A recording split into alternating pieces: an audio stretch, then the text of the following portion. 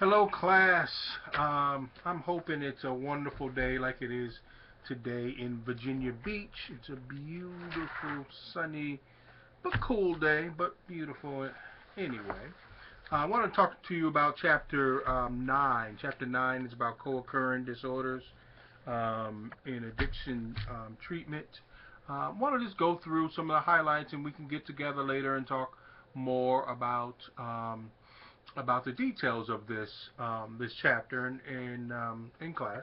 So, I want to talk a little bit more about um, just these co-occurring disorders, and this co-occurring disorders is important for anybody in addictions. Now, we're starting to get into addictions treatment now. We're starting to get into treatment, but understand this is a first level class, and we can't get into all this treatment stuff. I know that's what you guys want, but realistically thinking, this class is only trying to give you kind of a survey of everything. So I know it's frustrating sometimes because you want to learn how to cure all these people of their ills, but that really is not possible, number one, and it's certainly not something that we can go through all treatment modalities in one class, in one semester, from zero to all of that.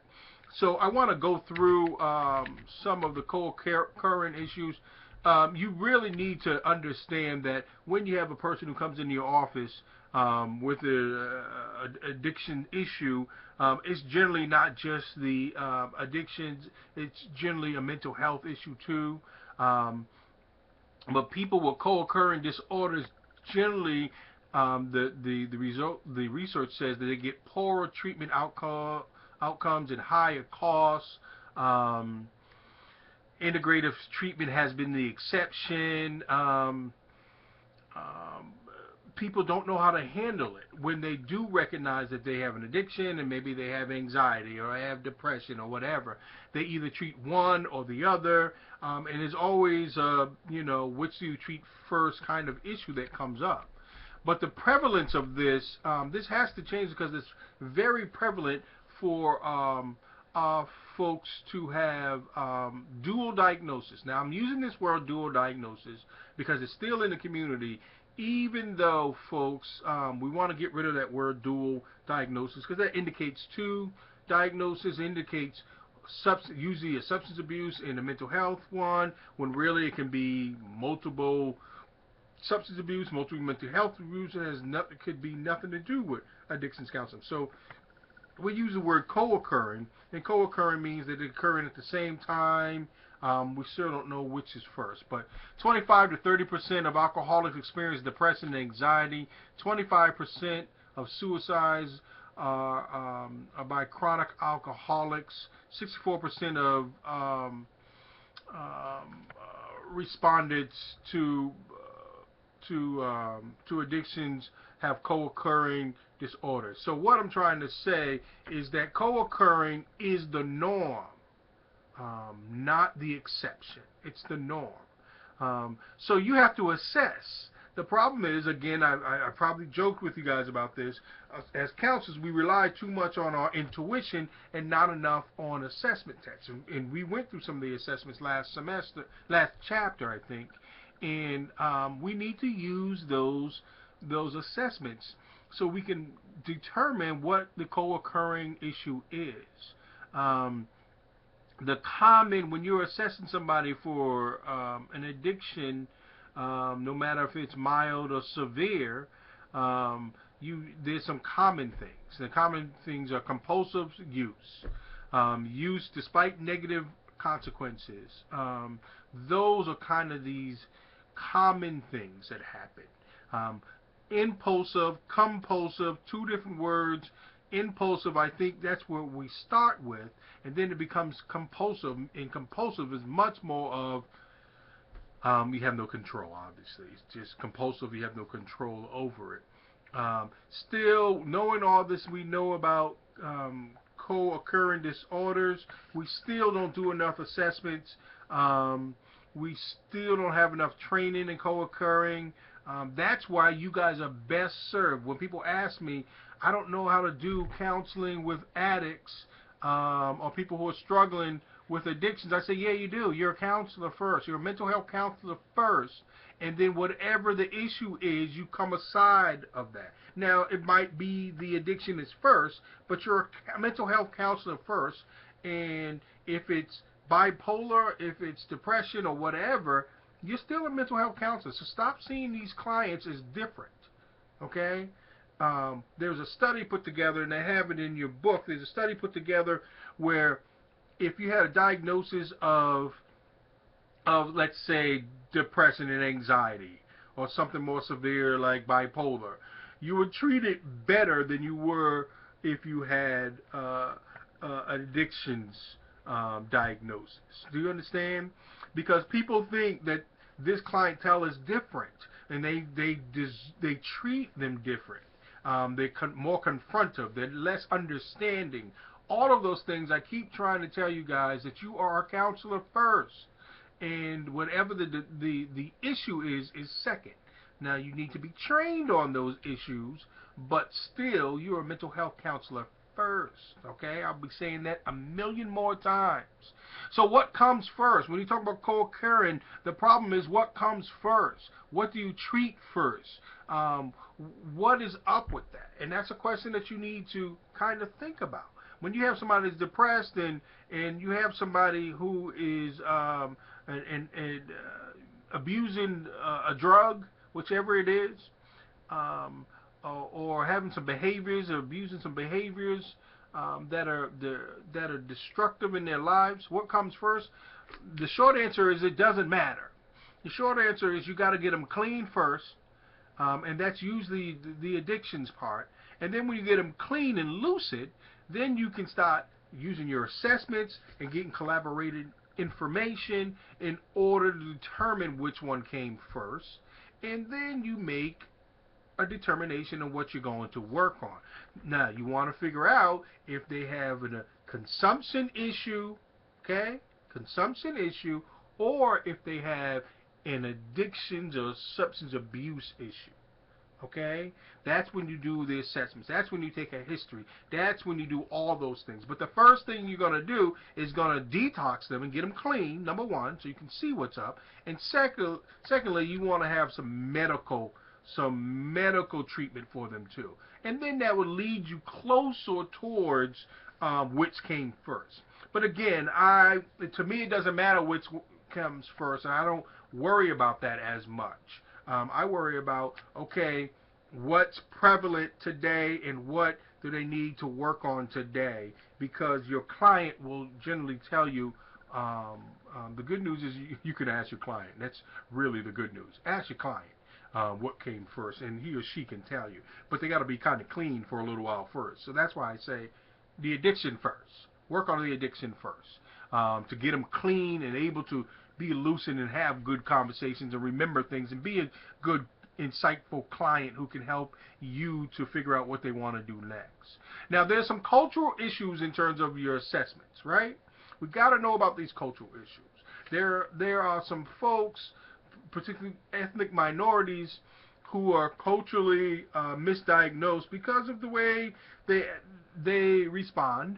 And because we don't understand them, majority populations don't generally understand them, or it might be a socioeconomic issue.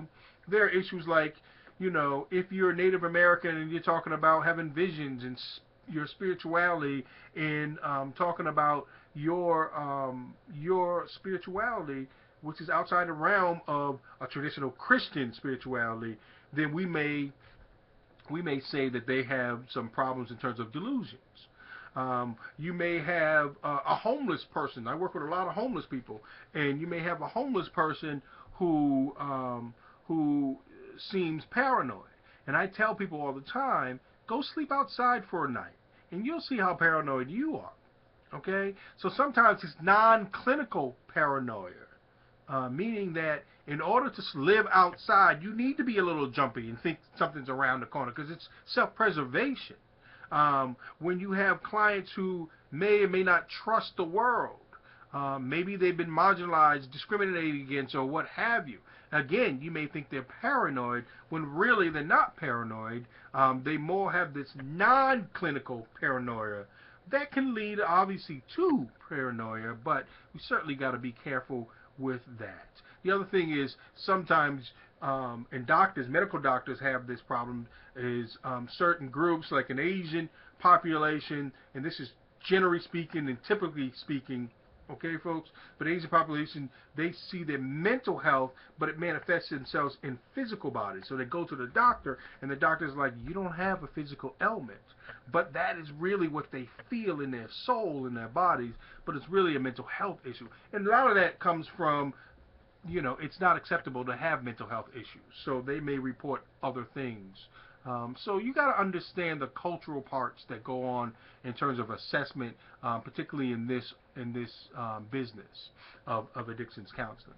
The next part, treatment and care needs, and I'm just giving you an overview, and we'll talk about it later. One of the things that the chapter talks about is a no wrong door policy. What that means is that you need to be prepared. Whenever a client comes into your agency, you need to be prepared to take care of their mental health issues, their addictions issues. Okay? You can't be spinning people around and saying, no, we only do substance abuse here, or we only do behavior addictions here. No, you need to be trained, and you need to have an agency that can accept people, because we know that they are going to be co-occurring. Lots of it's going to be co-occurring. We're going to go into the 12 steps, and the 12-step model is very important. I'm going to talk a little bit, maybe I'll talk a little bit about Lazarus with you guys, about the 12 steps. And Lazarus was not in the 12 steps, but what I'm telling you is there's a scripture I want to talk to you about. But 12 steps is important, but you need to know what's these 12 steps about.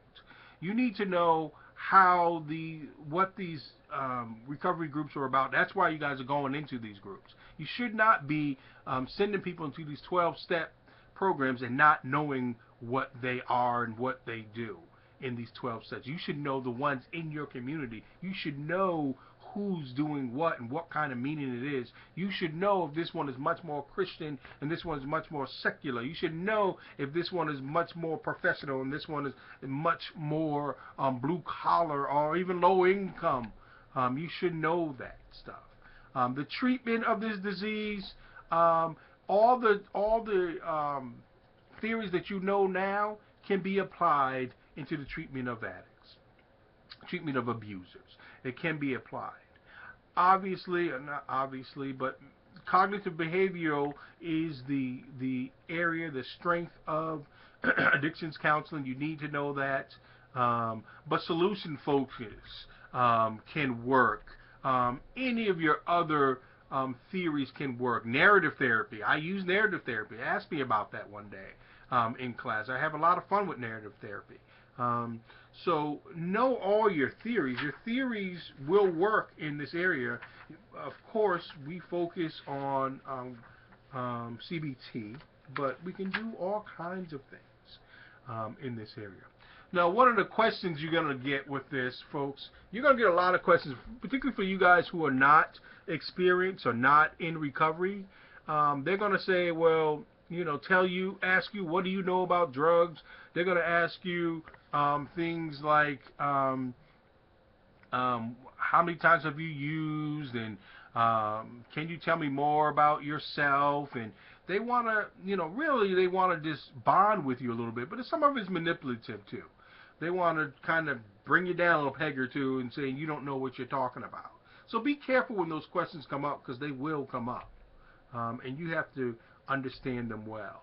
Multidisciplinary teams, it is a joy, folks, to be able to be in a place where you are with psychiatrists and nursing staff and social workers. I worked in a couple of places in that area. I learned so much because they have a different view of looking at the client, and it's always helpful to have all these other people represented here. Okay? Let me give a couple more things. There are some useful websites here in this chapter 9. I want you guys to go to these websites. Go to SAMHSA, understand SAMHSA and what they have there. I'm telling you guys, SAMHSA has everything for you. You guys looking for help, there it is for you. Okay? So I'm going to be done because this thing only gives me 15 minutes. But I will see you online. Take care.